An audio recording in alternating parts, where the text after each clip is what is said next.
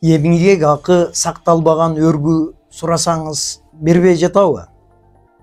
Мыйзамда эмгек акы сакталбаган өргүүнү так көрсөткөн. Ал жерде жазылып турат. Эгерде үй бүлөлүк шарттарга байланыштуу же башка өзгөчө учурларда жумушчунун арызы менен берилиши мүмкүн дейт.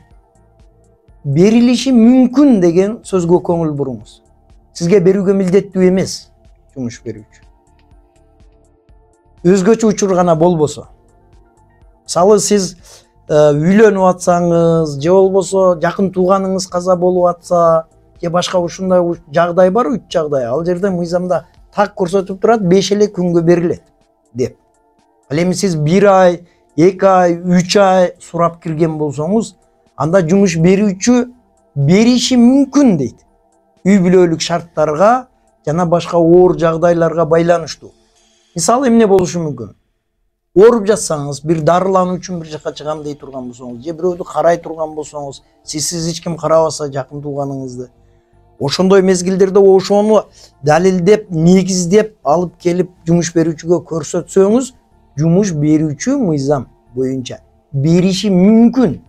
Бериши мүмкүн. Бербей коюшу да мүмкүн. Бирок сиз арыз менен кайрыласыз.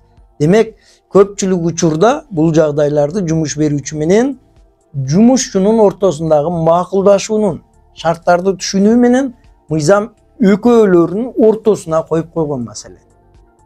Туура ошондой шарт дей турган болсо, жумуш берүүчү макул болсо берет.